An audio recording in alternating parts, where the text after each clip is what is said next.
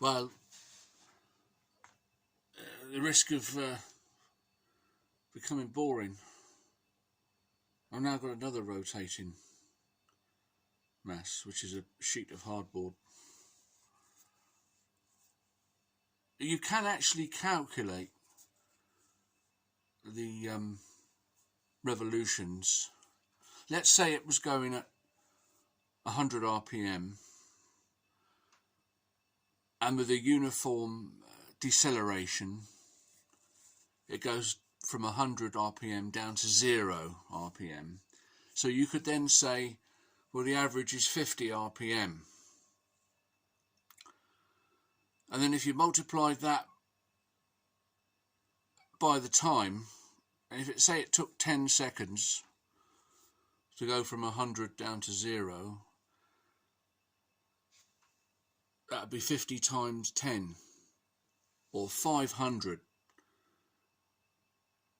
revolutions. 500 revolutions then gives you the distance of one revolution of a point on the board. If you unwound as a linear distance then, so that's 500. If we were going at double the speed, say 200 down to 0, the average RPM would be 100. So then we're talking about 100 times, and the time it took would be 20 seconds, double the 10 seconds. Because you double the speed, it's double the time for it to run down. So 100 times 20 is 2000, which is 4 times the 500. So, yeah, on paper, theoretically, doubling the speed, the 4 times the energy, kinetic energy, shows up as 4 times the revolutions, or 4 times the distance, only twice the time. The trouble is, doing the experiment, I'm not quite getting that. I don't know what it is. It's falling a bit short of the 4 times. It could be, there obviously is reasons. It's a mechanical engineering problem. It might be the wobble on the board, the bearings are a little bit, the shaft's a little bit bent, something, I don't know. I'm not going to carry on engineering it to a perfect system to try and get this 4 times. But I thought I'd show what I did. What I've got now is a light set up behind the board, and as it rotates, the light shines through the aperture, the slit, and we can count that quite well. Well, I don't know what it'll come out like on camera, we'll see.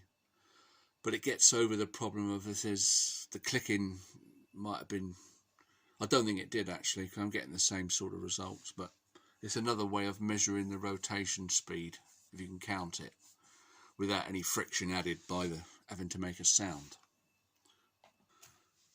So I've now got the pendulum wound twice on the bobbin, at which time it will exert a force over a certain distance, and then it will drop off, and we can count the revolutions by the flashes of light.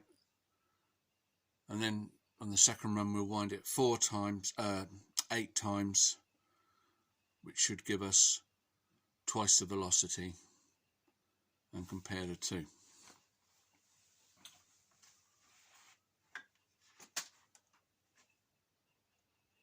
One, 2, 3, 4, 5, 6, 7, 8, 9, 10, 11, 12,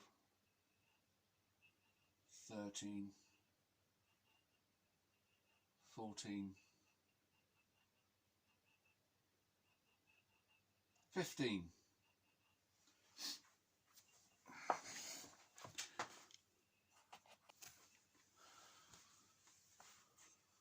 Now we've got 8 turns.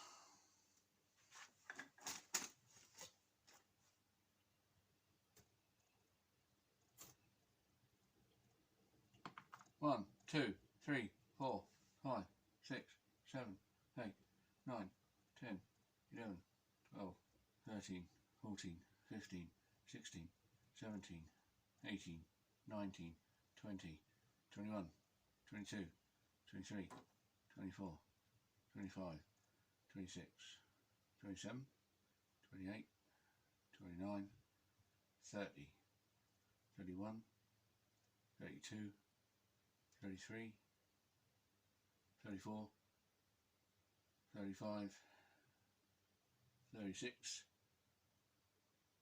37, 38, 39. Not quite 4 times.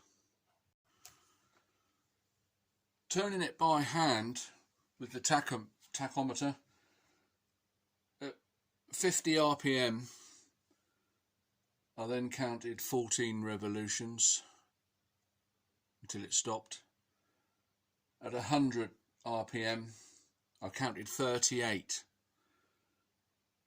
revolutions, so that it was quite similar actually. There must be a reason mechanically why I'm not getting the 4 times the revolutions or the distance. But anyway, I don't think there's any point doing any more.